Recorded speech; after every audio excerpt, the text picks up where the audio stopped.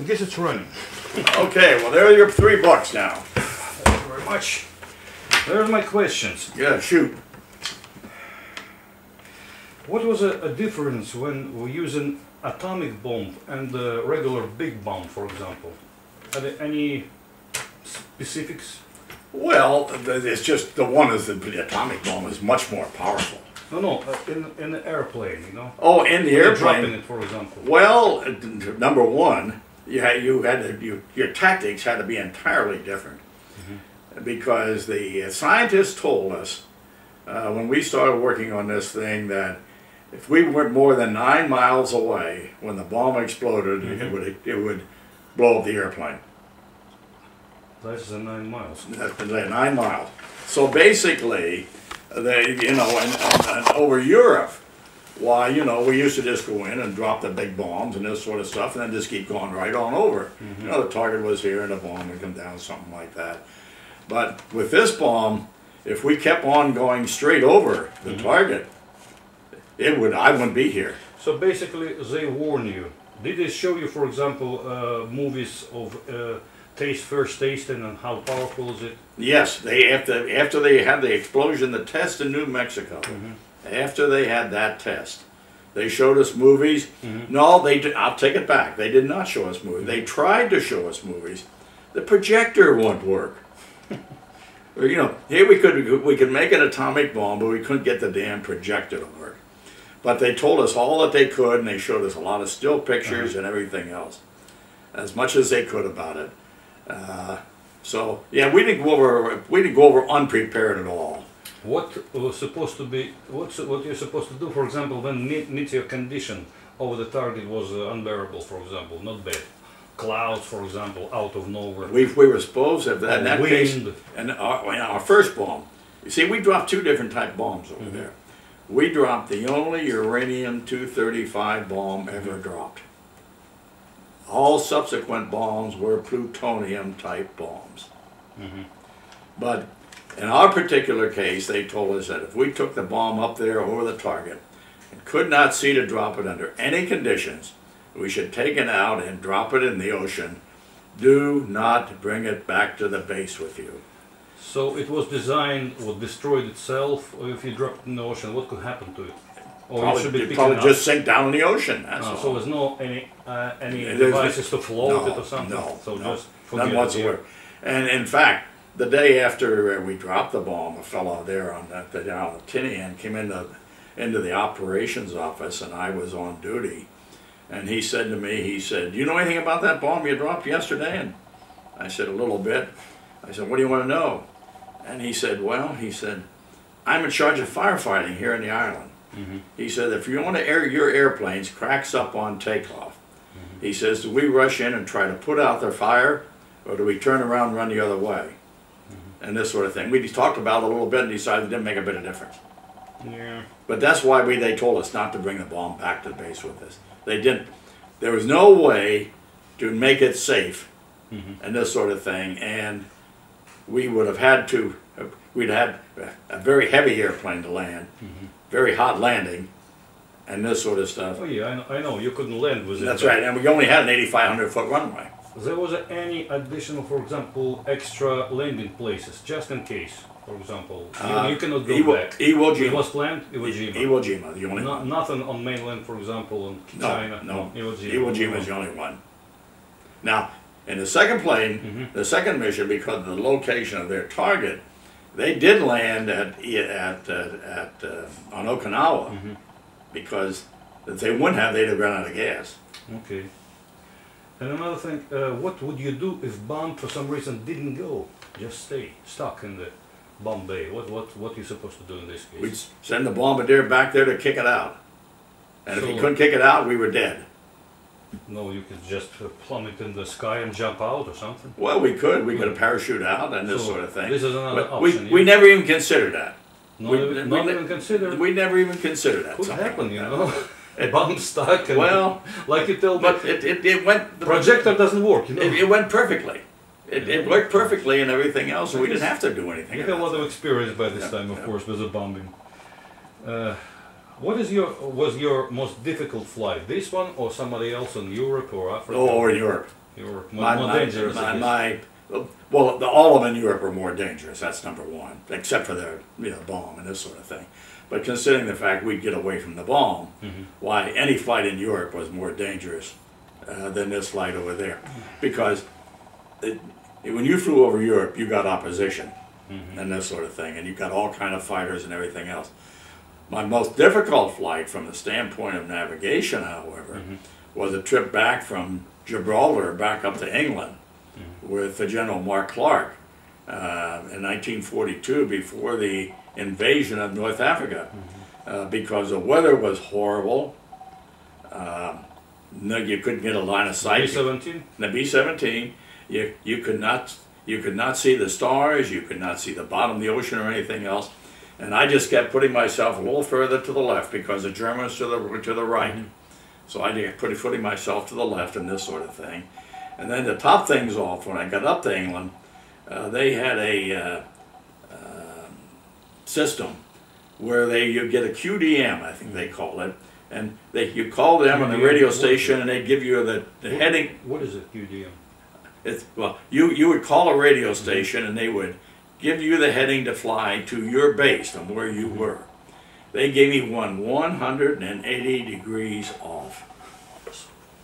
And if I had followed it, I'd have been out in the middle of the Atlantic without gas in the water. Yeah. I didn't believe it, because I'll tell you why I didn't believe it. If they were right, I was flying into Germany. And everything of that type. And if I were flying into Germany, I figured I'd have a lot more opposition by that time. Yeah. What would be better, landed in the ocean or landed in Germany? I think I'd take the Germans myself. Yeah. What they do? How they treated, for example, after this bombing? How they treated the pilots that were parachutes? Oh, the Germans? Yeah. Pretty good. No, sometimes they shoot them. That's all recently. Well, every once in a while you'd get something that would be shot, but for the most part, the airmen that were shot down went into Luftwaffe camps, not the regular prison camps and everything, and they were treated reasonably better.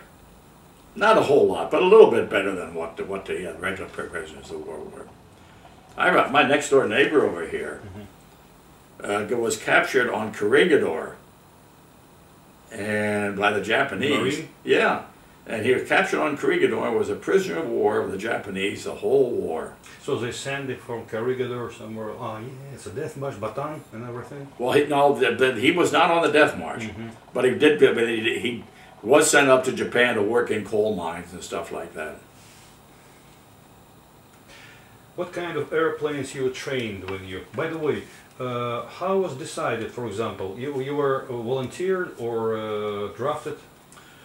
Paul Tibbets. I knew Paul Tibbets very well. In the beginning of the war, when you started. When I got out of navigation school, I was sent to the so you were drafted? 340th Squad. No, I was not drafted. Okay. I joined. I was going to be a pilot. No, okay. So and I washed out. Then I went to navigation school. And when I got out of navigation school, I was assigned to the 340th Squadron. Paul Tibbets, Captain Paul Tibbets, at the time, was the commanding officer of that squadron. So Tom Ferebee, Paul, and I were the three of us that flew together, almost all during the time. So when Paul got command of this atomic outfit, why, he called me and he says, "I want you for my group navigator." And so I says, "Okay, I'll go along," and this sort of thing. But when you trained first, what kind of airplanes you fly in the States? Well, in the States, B-17s. And actually, there's a picture of one around here someplace. The old PT-18, the Boeing, built by Boeing. It was a Stearman. The Stearman built by Boeing. So big airplanes from the start, not like biplanes or something. No, they were small planes to start with. They were biplanes. Oh, okay. Small biplanes. I've seen models of planes that are as big as a plane I learned to fly in. And basically, what kind of planes you fly? B-17, B-29, nothing else, or Raptors or something? Oh, and when I was back in the States and this sort of thing, anything that would come along, I would fly in it. But basically, they were all C-54s, transports, B-29s, or B-17s. B-17s. Yeah. How do you consider work of map service? How do you consider maps you fly with? Was they good? Oh yeah, absolutely. Both Perfect. Europe and Yep. Japan operation. Yep. For example, I know they give in Europe this napkins with a map. Yeah, do they do the same thing in the Pacific? Yep. Yep. Well, what Ocean everywhere. but what you're talking about there, the ones that you're talking about were strictly survival Survival maps. maps, and if you were shot down, that was the only thing you had. So what they give you? A map of China or what? A map of No, it's a. I think I have it. Well, I may have one here.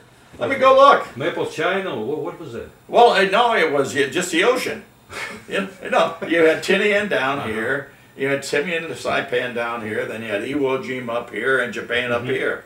So there's nothing there but ocean. But hey, that was your problem. You know, I have at home this device that of Korean War times that allows you to distill the sea water. Do you have something like this? We had them and everything else, How but they work?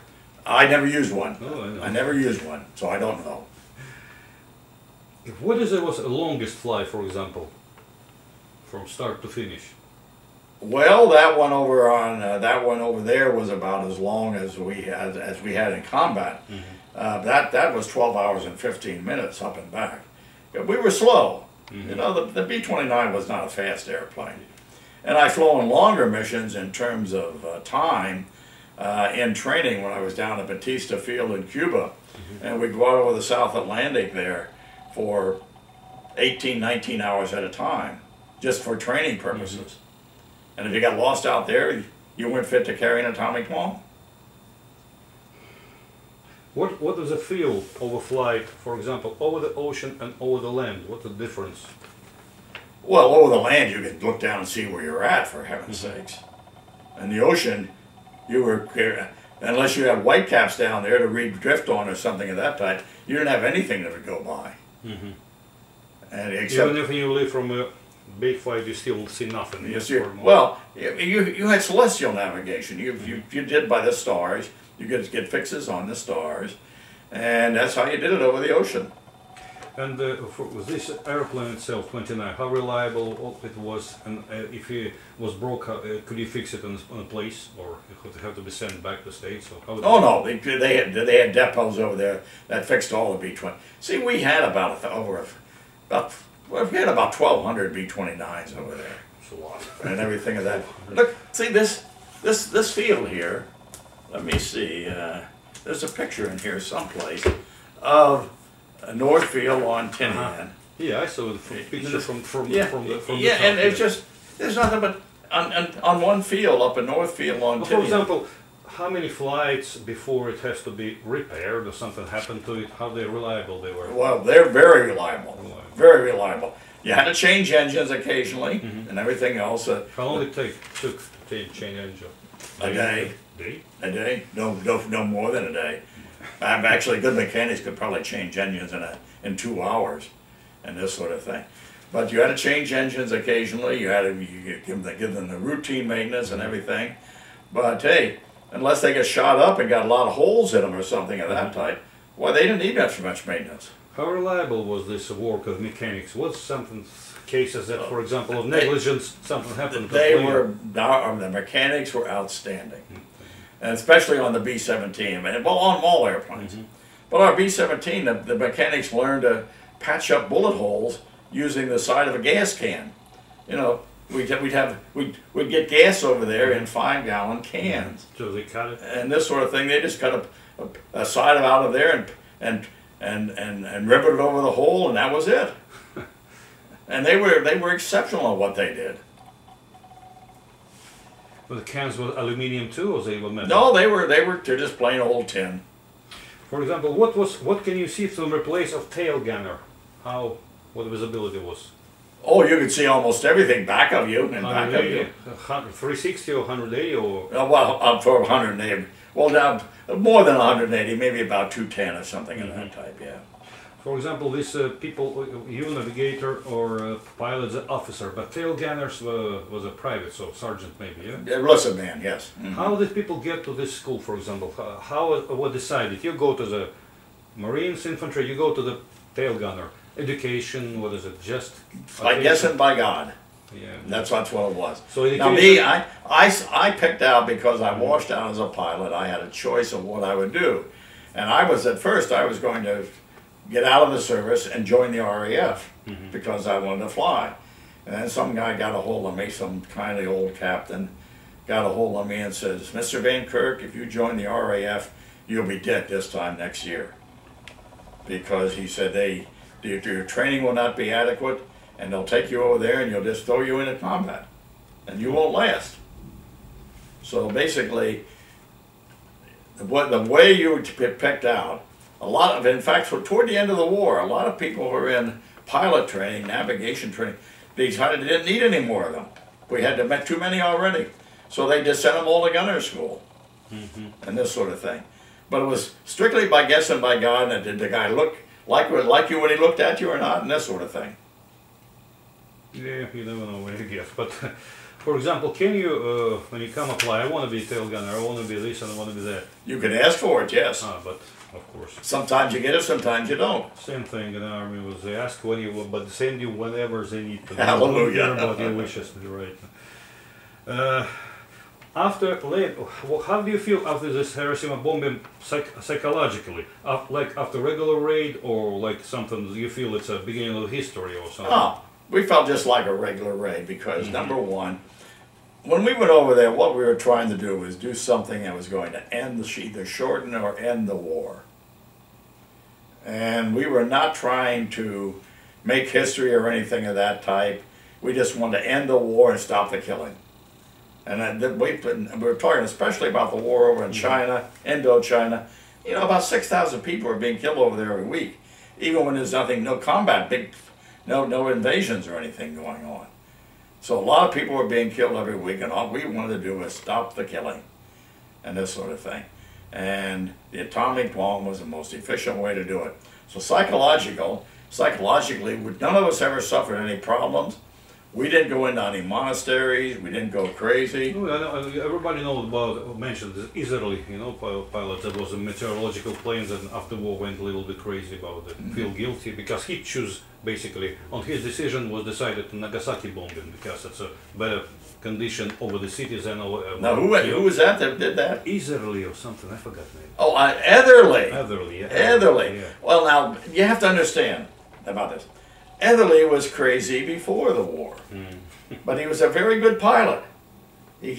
I saw Buck Etherly have an airplane like this one day because two props reversed on one side as soon as he threw the switch, and the other side didn't. And the plane just whipped up like that, just like that, 75 feet off the ground, and he got out of it and landed. And he was an exceptional pilot, but he was also a little nuts. And after the war, he went completely bonkers, tried to rob post offices and everything else. Really? Yep. But hey, he's the only one out of the whole group that did that. He had nothing to do with dropping the atomic. He's the most famous among some population, Well, among some people, that's right. Yeah. But Tibbetts never went crazy. I never went crazy. We all had very normal lives. What your instruction was if you was, I don't know, hit over Japan? Some airplane, some zero, whatever. You were hit. What your if we were hit? Yeah. Same instructions if we were flying any other mission. If you were hit over Japan and you shot down, you went down. Now, we did have cyanide pills we could take because we didn't think it was a very good idea to be dropping an atomic bomb and then be shot down over Japan. So basically, for example, you shut down, not on a city. You have to go down. Can you, what instruction? Do you still have to use the bomb? Could you still drop it or just go with a plane without bomb? And that if we were hit and the plane was going to be down, every man for himself. To hell with the bomb. No. So the one instruction. You still have to drop it in case of everything. In spite of first thing, you have to drop the bomb. Nope. We didn't have. We have no instructions like that. If we were hit and the plane was going down, take care of yourself. All right. I guess they figure out. But for example, there was some preparation. If the plane with a bomb just hits the ground, it's still explosion or not? I don't know. In this case, it was. I don't know. In the hands of the enemy. What was instruction in this case? Well, just what to do. Hey, if the enemy could figure out what we were doing, that's tough luck. Yeah. How many training? Do you have any training exercise or dropping bomb? Maybe model or something? Or you just when you have this mission before this, did you train with this kind of bomb, same size? I'm going to tell you a secret. Tom Ferebee and I, Paul Tibbets and I, only flew 2 times together, all the time before we took the bomb up and dropped it. Now we flew a lot, but I was always in a C-54. Paul and I were always in a C-54, going back to Washington, going down to Los Alamos, going to this place and that place. But in a B-29, training to drop an training to drop a bomb, Paul Tibbets, Tom Ferebee, and I were very, very, very personally untrained to drop an atomic bomb. Why did they choose you, for example, a crew? Just same. Because Paul Tibbets was the commanding officer, and he was a colonel and commanding officer of the group. He was going to drop it. He was going to take me and Tom along because he trusted us. Okay. And he knew what we could do. So this crew was assembled in place, not from the, That's right. We're assembled in place. Okay, by this lower command, not from Washington. Not from Washington, no, not at all. Question like this: what kind of electronic devices used for navigation this time? Not mention this mechanical. We had no electronic devices. Absolutely. Radar was the only thing we had. And between Iwo Jima and Japan, you could pick up the volcanic atolls that were sticking up out of water on radar. But that was the only electronic device we had, and this sort of thing. And by the way, we were only 5 seconds late dropping the bomb. That's good. 5 seconds. So it was exactly minute, hour, minute, seconds, yeah? That's right. Well, it's just some kind of goal. You have to reach some goals, they put you goal. How education of the navigator was adequate to the, the goals you have to... Was my education adequate? Training adequate? Yes. Absolutely. So, but hey, the first time I flew a mission over Europe, and I went out of England, it was the first time I'd ever been over 10,000 feet in an airplane. And I looked down and I thought, Jesus, that looks different down there. Because, like, at that time, my training was not adequate, but by the time we flew the atomic bomb, I'd had a lot of additional training. A lot of additional experience, I should say, not additional training. First flight, do you have still instructor with you, or you have a full command as a navigator? First flight, for example. For a combat mission? Yeah. You're on your own. Yeah, there's no not only did I not have any instructors or anything with me, but I had a bunch of airplanes behind me, all following me. Yeah, and basically you have to stars and this device. This is it. But over Europe, we use almost all visual navigation. So yeah, you can look out. Yeah, look out. There's a river. That's the Seine River, and that sort of thing. So it's a maps. You had all kind of maps. Yep. And maybe stars in it. Yep.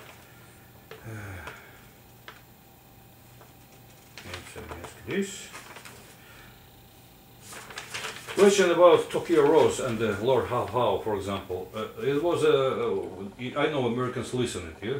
Oh yes. For music and everything. There was any restriction from command? You cannot do it, or nope. So nope. you listen. When Tokyo, when our group got overseas, the 509th group got over on Tinian, Tokyo Rose, the night her broadcast that night says, "I want to welcome the 509th group to the island of Tinian." And she says, "I hope your mission is successful, boys, and have a lot of fun." Same thing I was told by the guy who served in the Mediterranean. Same thing. They was telling next day of the results of the action, and how do they know? Yeah. They have spies, I guess. They had a lot of spies around. But how they have it in the Pacific? That's interesting. How effective was it? So you're just listening for the music, or? Oh sure, nobody paid any attention to her. So they didn't care. It's all lies and everything. Nah. Music is good. The rest of it, absolutely. Who cares? The same as who was disgusted more. How on all the British guys or Tokyo Rose? What do you would kind of despise more? You don't. It didn't make any difference. Oh, maybe you didn't pay attention to either one of them. Maybe a woman, This Tokyo Rose, did it have an accent or have a good English? No, she spoke perfect English. She was from America. Perfect English, yeah. What kind of myth myths, about your flight.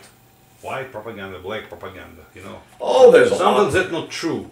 Well, a lot of things about the flight that are on. Number one, the fact that after the flight, we all went crazy, or a bunch of us went crazy. That's probably the biggest myth about the flight, because nobody on the flight ever went crazy.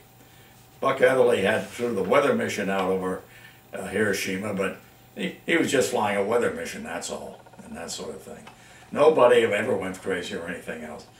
And then there's a lot of other things, myths about the long-range effects of atomic energy and all that sort of stuff that exists. But I think the major myth was that because we flew this flight, so many people died from it and everything, that we all went crazy.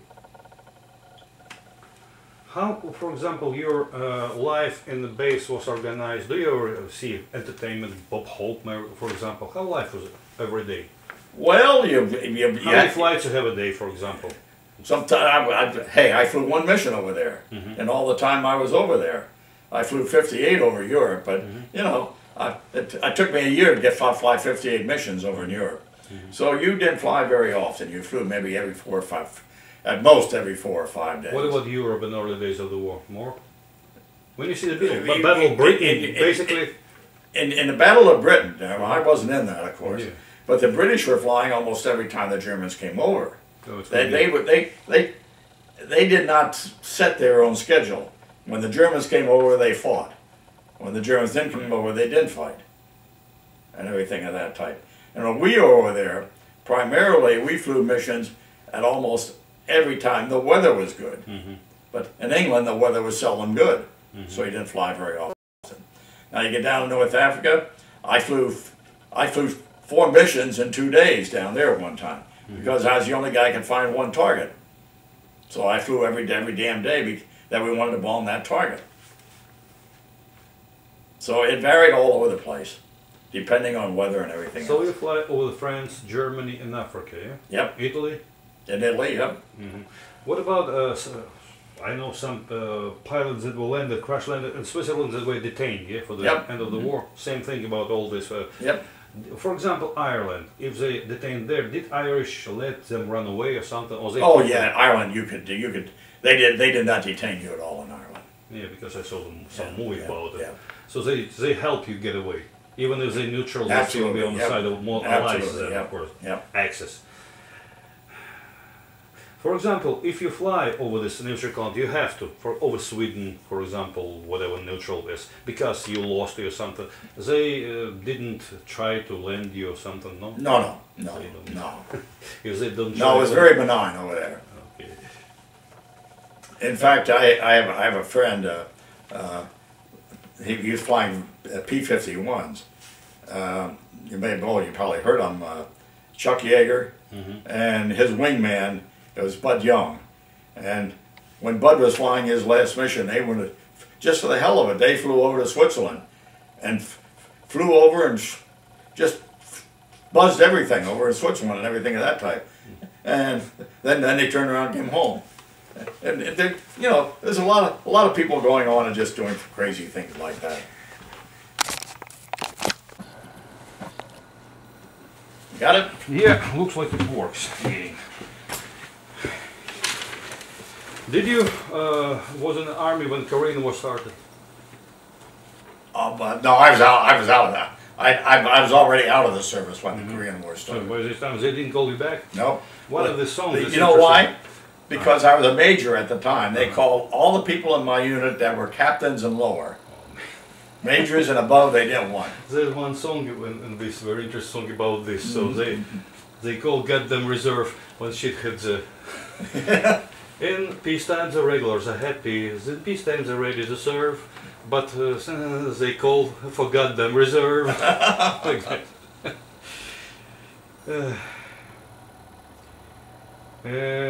Did you have this translator? Did you give a translator in case of you land? No. No. No. So you have to. We had some German DC guys with us in our unit that could speak perfect Japanese and everything of that type, but they weren't there in case we had to land. They were there to go with us up to Japan right after the war was over, when we took the scientists up there to take them into Hiroshima and Nagasaki so they could assess what the bomb did. So, and they went up there, and we gathered up the Japanese scientists and took them with us down there. So basically, when you fly, if you land it, you don't have any means to communicate with them. For example, you communicate with Chinese to help you. To help you. Maybe you have to do it yourself, I guess. Yep. Nobody cares. If you drop, you drop. And when you look at the Doolittle raid, all those guys landed in China, and they were picked up by the Chinese. And they didn't speak a word of Chinese. Yeah, they could do something for this. If they know they're supposed to speak Japanese, they could give him a little translator. Take me to your leader, something like that. How do you, what do you call it? There's a flag system in Germany or Italy. How good it worked in Europe? It was exceptionally good, and I have many pictures of a big old cloud up there and everything, and it's just black clouds from the flak bursts and everything else. And you looked at it and you knew you were going to have to fly through it.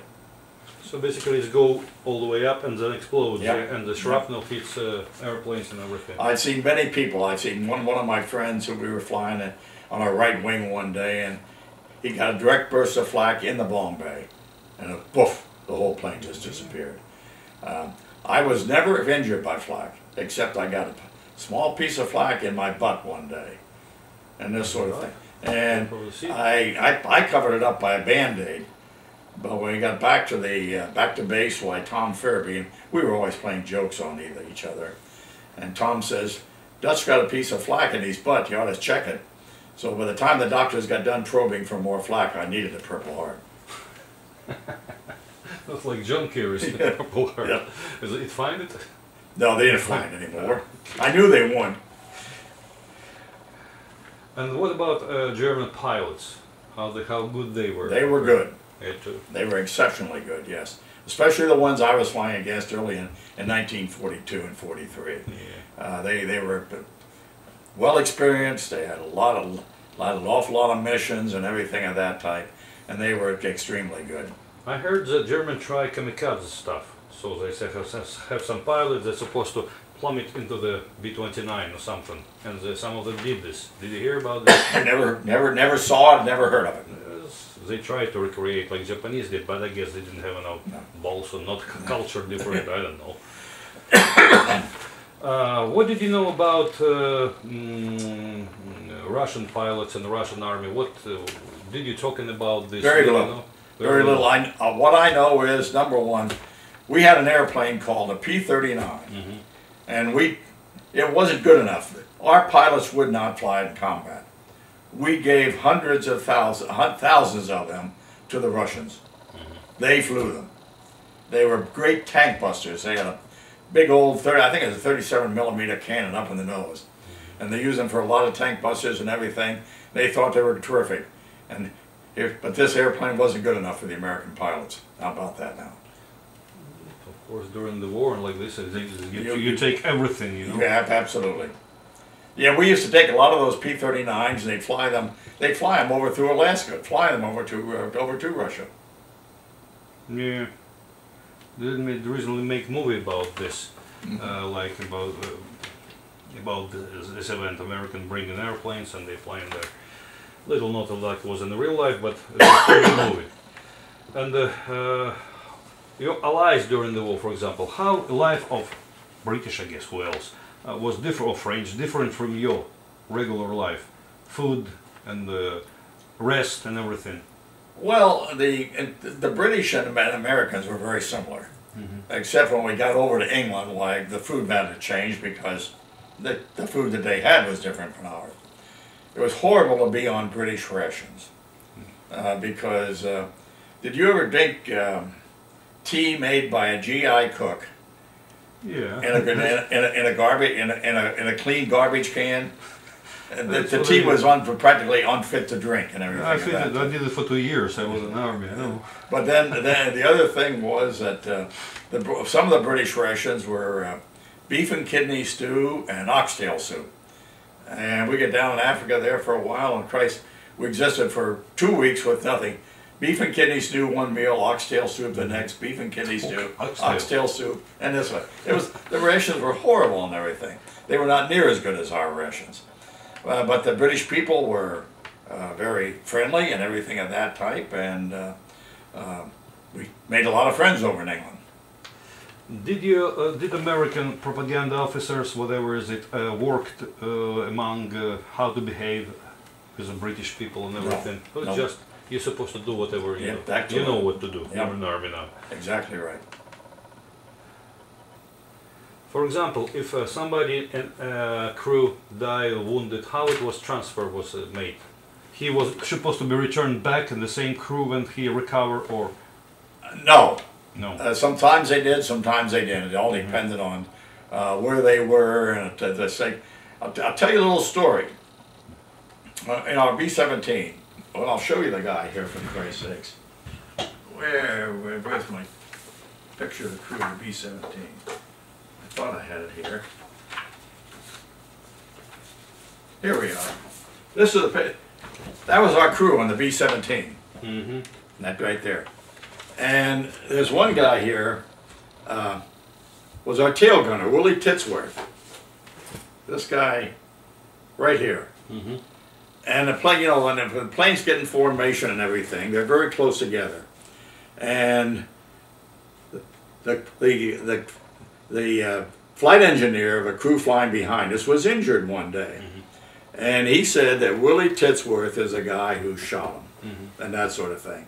And when he got back, when he got well again, got back on the flying status, he came back out. He says, "I will never fly behind Willie Titsworth again."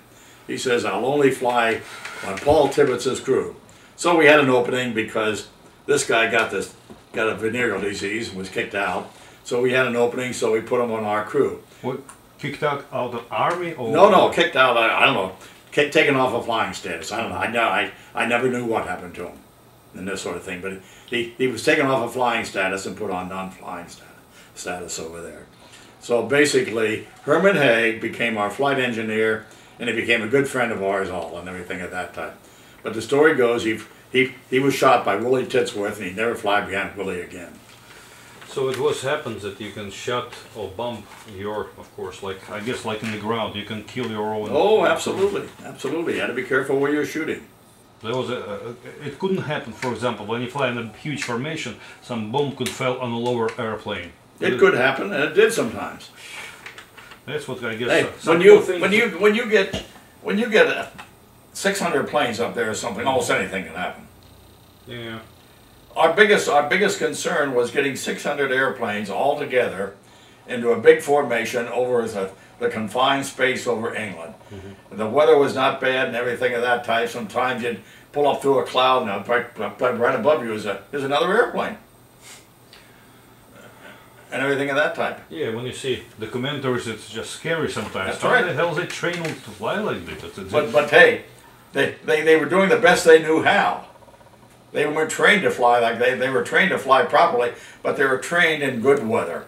They weren't trained to fly in lousy weather and everything of that type. I guess too dangerous, I guess, to try in bad weather. You can lose. Did you ever saw any Soviet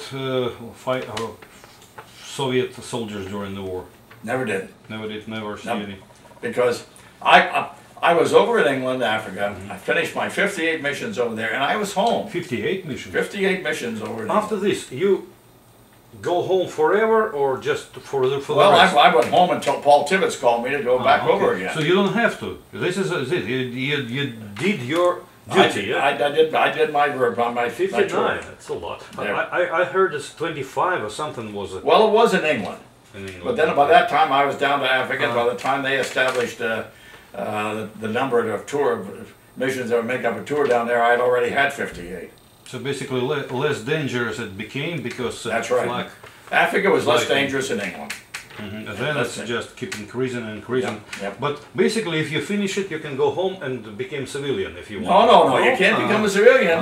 You can go home and you're in some duty in the army back here. Okay. For example, I was in the fray somewhere. I was commanding officer of a training squadron, training more navigators. Mm-hmm.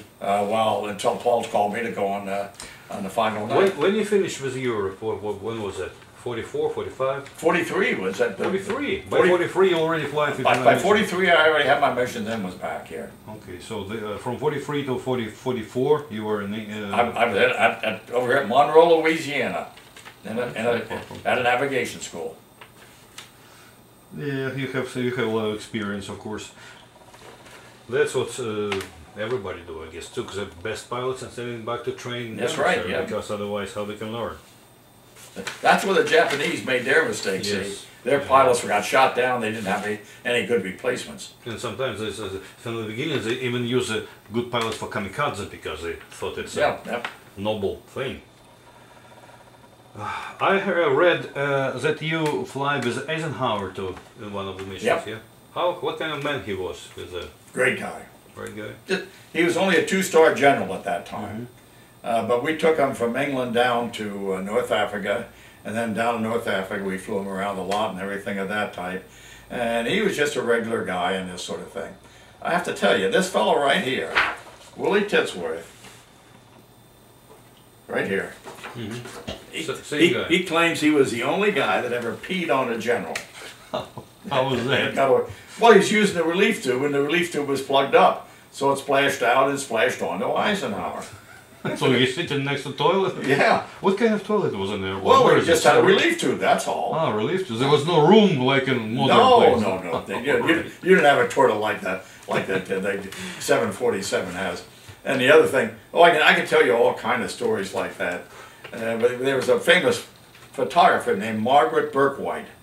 And she was over in England in 1942, and she was over there photographing us, getting the air formations together and everything like that. And we assigned her to one of the pilots to fly, and she was up flying with him. She's just getting over here, getting pictures of the formation there, and he wasn't doing what she said. So all of a sudden she was hitting him on the shoulder and saying, young man, you're not doing what I tell you to do," and this sort of thing. So he turned around and looked and he says, "Ma'am, if you would talk onto the intercom instead of into the P tube, I could hear you."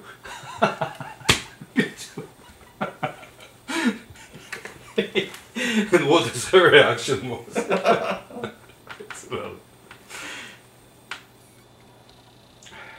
For example, what a reaction was during the situations that when you fly over Europe and Africa, basically you have to fly, deliver a bump and went back. Yep. What if something, do you have any specific instruction for something unusual could happen? Hey, if you got shot down, you got shot down, that's all. It's a normal situation. Yeah. For example, you have to decide for yourself on a whatever. If somebody went crazy, for example. If somebody went crazy, if he jumped out of the airplane, that was his trouble. If he went crazy and the people could hold him down and keep him under control and everything of this type, they did that until they got back to England and landed. I guess it could happen. Could you kill him? Sure. For example, if a danger is a Well, mission? you could if necessary, absolutely. You could do any. The pilot on those things was little God, and he could make any decision he wanted to. Like ship captains. Yep. Ship captains, same thing. You don't have any, of course. I don't remember it exists any cases of treason, for example, among pilots. Nope. Somebody landed, and We were a little bit suspicious of the first guy shot down over there in our group, a fellow named Lipsky. And he later turned and became friendly with the Germans, we understand. And it would help the Germans a little bit, and he went down under very suspicious circumstances. He just kind of floated down and made a good landing on a sandbar in the Seine River, and this sort of thing. So was we were suspicious about that, but no. There was any investigation after this, after the war? None that I know of. None that I know of. Do you, what about any spy activities? German or Italian, in England? In England, we never even thought of spies. How do they know about this, Lord? How and Tokyo Road? I have no idea. They had them. They obviously had them. Now, coming back to the atomic bomb, we had real problems with the Russians on the spying about the atomic bomb. Because at that time, England and we were all together, and the Russians were on the outside looking in, so to speak. And in fact, Harold, what's his last name? Who? A fellow named, he became the fourth navigator, fourth director of our Los Alamos laboratory. Oh, I remember one Oppenheimer. Anyhow, he got his doctor's degree, became the fourth director of that, and come the days of Glasnost, well, he went back over to Russia to meet his counterparts in the atomic program in Russia. And when it was introduced to the Russians, why they said, Dr. Agnew is his name, Harold Agnew. Dr. Agnew, we would like to congratulate you, not only making the first atomic bomb, but the first 2 atomic bombs, yours and ours. So it's a during, okay, I got it, yours and ours. Yeah, I know, that it was help, because I heard this scientists thought it would be better for the peace if both That's right. will have it, and it's kind of... And all the secrets came out of the academic program. They never came out. The Russians, they have own program working on this side, right, but I guess they didn't have as much money as America have to, because they have a war right there at home. Yeah. That's different. That's why they didn't have planes like this. I know That's that right. one of the B-29 was landed. Russians make exact copy, Yes, but in metrical system. There was a anecdote story, so there was a bullet holes in somewhere, and they make bullet holes, so that's the holes that's supposed to something. I don't know, true or not, but it was. It's true. It was true. Story. Yeah. There is any planes, for example, when you people fly in the Pacific to land in Soviet Union.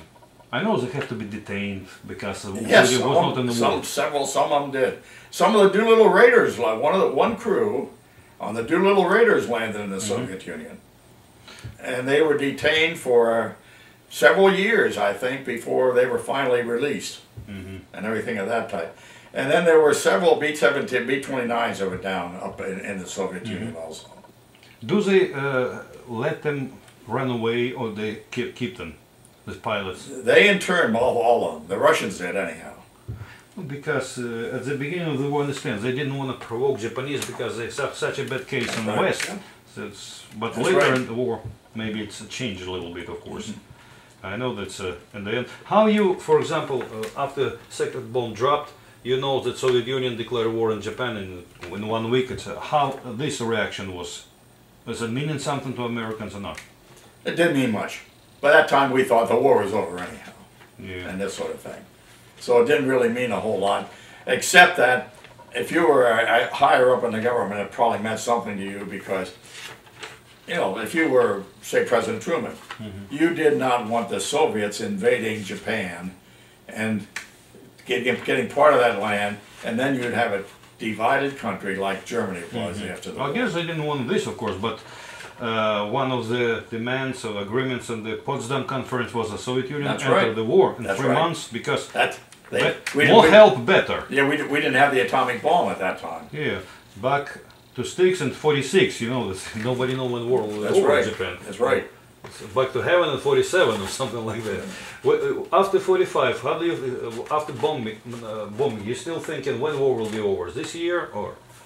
We thought, when we were coming back from Hiroshima, we were talking about it. We thought the war was over almost immediately. After this, when you see this We explosion? we just said, hey, the Japanese cannot stand up to such force and that sort of thing. But they did, and I think the reason they did is, you know, I said that we dropped the only uranium-235 bomb. The Japanese atomic program, and they had one, was all based on using U-135, uranium-135. And based on that program, everyone thought that they want people to only make one bomb because they didn't have enough uranium-135, U-235. So they all only thought they'd only be able to make one. So it wasn't until we dropped the second one, and they knew we could make more than one, that they started getting serious about talking about peace. And when an explosion hits, how it was surprise for you still after everything you know about it? Was it a surprise? Oh yes, it was bigger than we ever thought. Bigger than we ever thought. Interesting enough, you know, with this anti-war propaganda, they always mention this Hiroshima, Nagasaki, and Dresden. But for example, in Tokyo bombing, or Hamburg bombing, That's right. same, even more, and nobody That's cared. right. On explanation, Just took more airplanes. That's all. on explanation, it was end of the war. It was not necessary. That's right. It was not over even after second bombing, because they still. I saw recently Japanese movie. Japanese maybe the last day of the war. They would attempting to revolt against to take power and continue the war. Some crazy. That's right.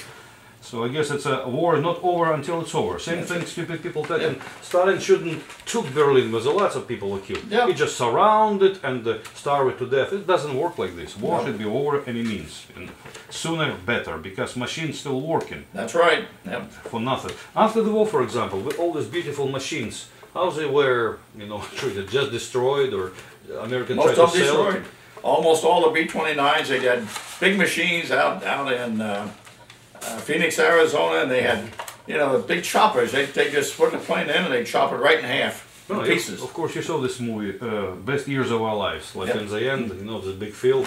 So they didn't try to convert them to civilian, or Nope. no? They weren't good for civilian. They were too small.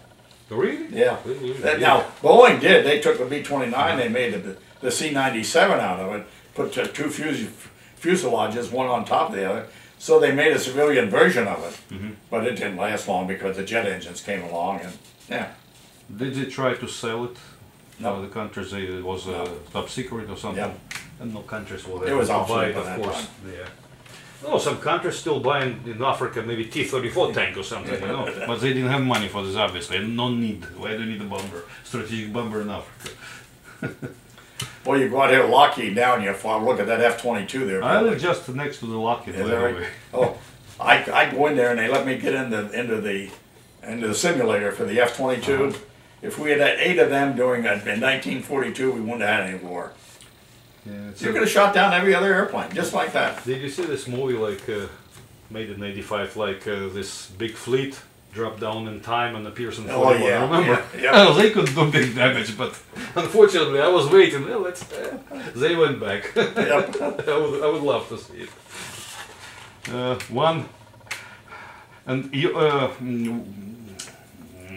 Yorktown, ones that brought bomb to. Did they met on them during the war? Oh, the cruiser Indianapolis? Cruise. They went to this island and dropped the bomb or somewhere else. No, they brought it right to Tinian. So it's They brought it to Tinian. so this island was okay. And there are pictures in here of the Indianapolis unloading the bomb in Tinian, in that book. What unlucky ship, famous but unlucky. Yep, yep. There's a story. And I see those guys. In fact, do you ever go up to Reading, Pennsylvania, to the World War II reenactment? You No. should. You should. It's quite a reenactment. It's in Reading, Pennsylvania, R-E-A-D-I-N-G, Pennsylvania. When I go up there, I will be sitting right next to a member of the crew of the Indianapolis. He's sitting there. He has his book, and I have this, and we're signing books together. But there's all kind of things up there at that Reading show. Oh, you never know. Of course, a sailor could think about death like shark eating, but still, 5 days in the sea and all this, Yep. it's horrible. Yep. I don't know what you choose, days like this or... And the Navy didn't even know they were missing.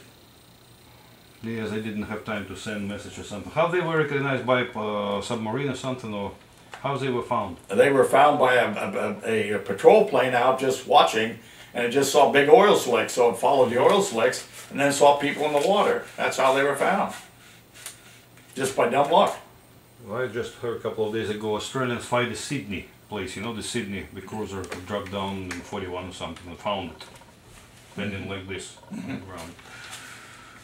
It's lots of airplanes on the bottom. Oh, there's and all the kinds ships of over there. And but they're digging them out too. They got Glacier Girl coming out. If you look behind you, yeah. So, see that B-17 back behind you there on the floor? Mm-hmm. That P-38 flying alongside of it, that's Glacier Girl. That's the one they dug out of the ice. We put it on the ice up in Greenland. When it was filmed at Stone Mountain? That was about 2 years ago. Year and a half, 2 years ago. It's original period airplanes, Yep. not reproduction, I don't think. No, that was there's a lot of B-29s have been rebuilt and to fly. Yeah, I remember once you can fly $300 and you can fly. I don't remember Yep. why I didn't go. $300 you can fly and see Yep. something. So how many of them left still functional? B-17s? The 17s and 29s. There's one B-29 still flying. That's Fifi. But there's another one almost ready to fly. We've pulled it out of the desert about 10 years ago. Yep. Libya? No, California. California over there. And it's been refurbished and everything. All we need is $2 million to put new engines on it. And we have a good airplane to fly, so that would be 2 of them. But there are probably a dozen or more B-17s flying around. Yeah, there's more of them made. Yeah. A lot more than made. Then they're a lot cheaper to refurbish than everything else. That B-17, B-29, you get to refurbishing it, you know. It's a pressurized airplane. The engines are much more complicated and everything like that. On the islands, four posts, you know, how, what do you call it? How food was, Great. You don't have a shortage, nothing on it? No. Delivery On Tinian, our mess officer had been a manager for a big hotel up in New York before the war. And he was a good mess officer. And what they did on Tinian, they sent tractors over and everything else. They put the natives there that they had captured to work farming the island. And they grew good fresh vegetables and everything else. And you take a bottle of whiskey down there and give the people a bottle of whiskey, they give you all the fresh vegetables you wanted. Yeah. And we had a great mess hall.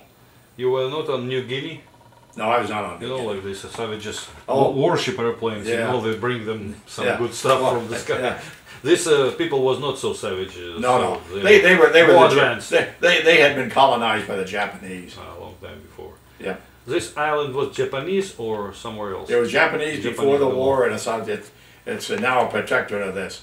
The people that live there now, the island is being returned to the native people. I'd go over there and try. I could not own land over there on the island of Tinian, but it's only the native people can. Last time I was over there was about 3 years ago, and there are now more cattle on the island of Tinian than there are people. Reasonable. How big is it? Oh, it's maybe 20 by 15. Just enough place to Yes. I guess, land it. Okay, I have, I guess, all questions that people wanted to know.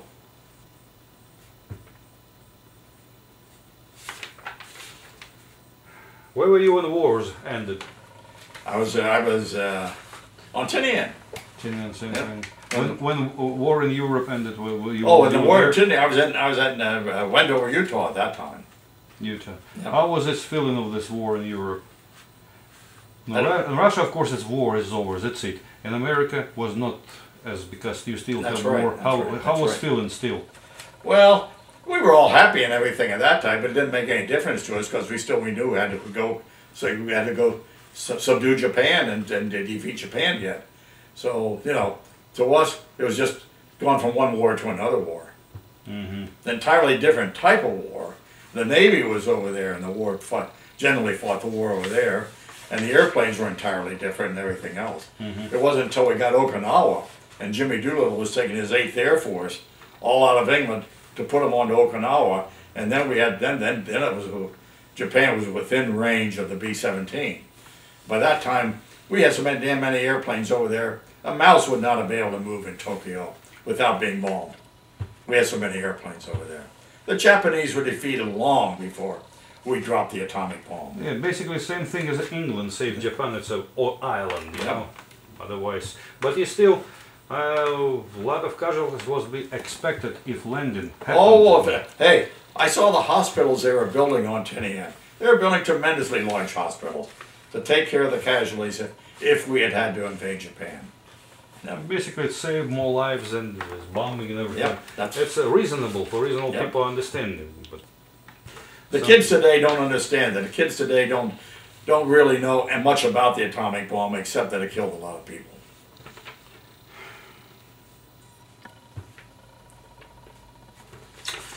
Alright, I'm done with this thing. Do you have anything left from the Enol games? scrap of metal or something? Nope, Nothing. not a thing. Was not allowed, or you're just not interested in this? I just wasn't interested in it. Number one, if I had any of it, I've already given it to Bob Krause and people, historians and people like that. Anything left for your something that you have with you during the war? Nope, I remember. not a thing.